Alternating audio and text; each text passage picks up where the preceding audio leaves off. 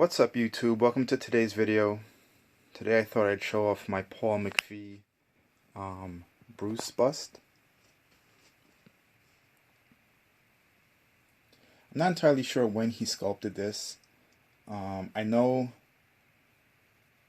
these have appeared on eBay at least since 2007, so this kind of predates Sideshow's maquette and the Ozark's model.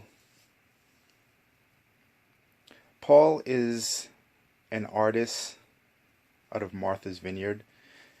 He's one of the few licensed guys working with Universal on some of the Jaws stuff. At least that's how I know of him. He also appeared on the 30th anniversary The Shark is Still Working documentary. I picked this bust up in 2010. Not directly from Paul, but from an Australian collector, Tim Ridge. And Paul's paint up was very basic, a very airbrushy type of finish. So I sent this to Rick Cantu to have repainted.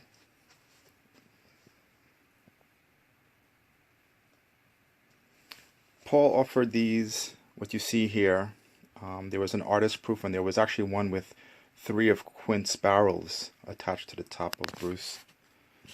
I would have liked to have gotten that version, but this was the only one I could get my hands on after Paul stopped producing these. The plaque reads 25 of 100. Again, I know there was an artist proof, 10 artist proofs that I know for a fact. Paul's signature is here as well. So when I sent this to Rick, we were going to do another base, but because it's autographed by Paul, I really wanted to keep this. This is a resin bust that's foam filled. What Paul did is he actually screwed to secure this to the mount. He used screws and screwed it through the mount and into the bust. But I'll show you the interior of the bust. Let me see if I can grab this. It's foam filled. So he's screwing directly into foam, which is no way to, over time this is gonna just come loose and fall off of the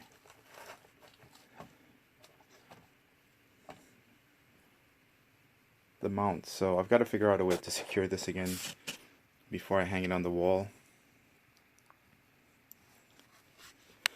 Again, this was one of the first Bruce sculpts I've seen. Like I said, it predates Ozark's and Sideshow's models. It had the correct shape for Bruce, which is why I always liked it. I'd say this thing is about a good 10-11 inches wide and maybe 13-14 inches from the base to the tip of the nose. When I sent this to Rick, the only thing that I wanted him to do to make sure that he did was to really gore up and bloody the mouth. So we looked at a lot of reference photos. A lot of these lines you'll see match up with some of the black and white stills you can find of Spielberg with Bruce. I did mess up with the eyes. When Rick was doing the eyes, to kind of distinguish it, I asked him to do a little white outline, but in retrospect it should have just been all black.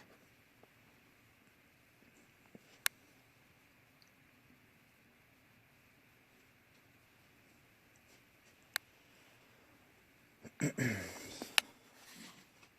see the dual, 3 layers of teeth, 3 rows.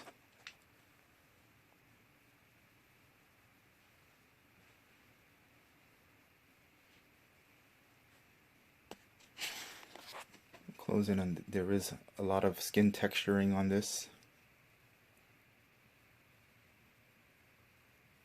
You can also see the variation in color that Rick used. It's not just a simple gray on white.